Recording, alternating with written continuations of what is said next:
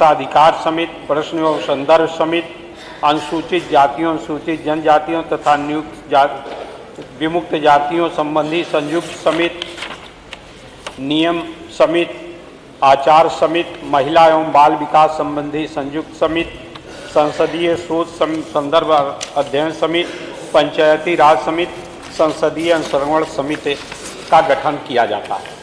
मानवर इसी में हमने जो इसमें नियमावली में है कि प्रत्येक साधारण निर्वाचन के उपरांत प्रथम सत्र के प्रारंभ होने पर तदुपरांत प्रत्येक वित्तीय वर्ष के पूर्व, मतलब पहली बार प्रथम सत्र के प्रारंभ में और या अन्य उसके उपरांत मान्यवर जो है हर साल वित्तीय वर्ष के प्रारंभ में समितियों का गठन किया जाएगा।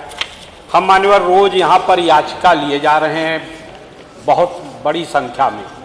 आश्वासन भी माननीय मंत्रियों के माध्यम से पिछले सत्र में भी बहुत से आए और मान्यवर इसी का परिणाम है कि समितियों का जो समय समय पर गठन में जो व्यवधान है उसके कारण आश्वासन इतने पुराने आज लंबित हैं कि जब वो सदस्य जिसने प्रश्न किया वो भी नहीं है और उत्तर देने वाली भी सरकार नहीं। तो मान्यवर ऐसी स्थिति में अगर समितियों का गठन नहीं होता, समितियों के गठन के भी प्रोविजन दिए गए हैं। कुछ समितियों में सदन द्वारा निर्वाचन का व्यवस्था है, कुछ समितियों में आपके द्वारा नाम निर्देशित किए जाने की व्यवस्था है। जो निर्वाचित समितियां होती हैं उसके लिए भी इस सदन ने सर्वसम्मत से आपको अधिकार दिया है कि आप उसमें भी नाम निर्देशित कर दें उसी समानुपातिक में, संख्या के समानुपातिक आधार पर। तो मान्यवर मेरा आपसे निवेदन है कि समितियों का गठन न होने से एक तो कार्य प्रभावित हो रहा है, दूसरे ये 18 समितियां करीब करीब हैं। हम जहां भी मैंने नियमावली में देखा उसमें ये दिया समानुपातिक प्रतिनिधित्व के आधार पर समितियों का गठन किया जाएगा। तो उसी के आधार पर, संख्या के आधार पर ही मान्यवर अगर 18 समितियां हैं, 18 समितियों में कुछ समितियों का चेयरमैन अध्यक्ष होता है, कुछ समितियों का चेयरमैन उपाध्यक्ष होता है, शेष समितियों का अध्यक्ष आपके द्वारा नामित किया जाता है लोकलेखा समिति के अलावा।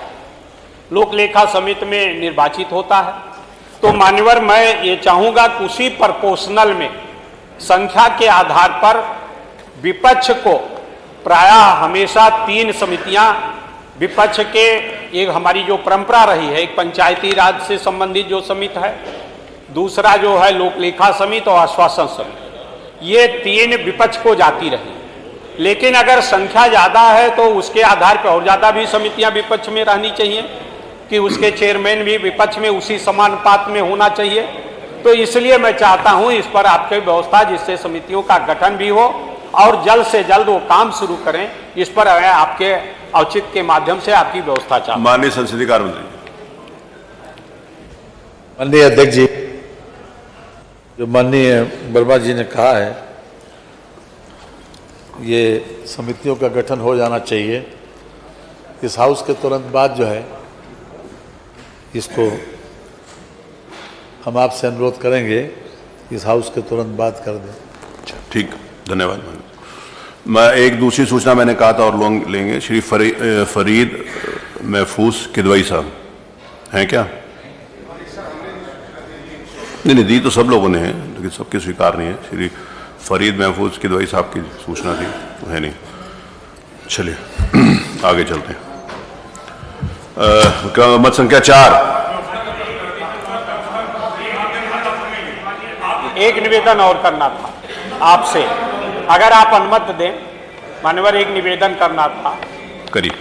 मान्यवर, जैसे आपने 69 नंबर के विषय को पहले नंबर पे ले लिया जी, उसी तरह से हम ये भी अनुरोध करना चाहेंगे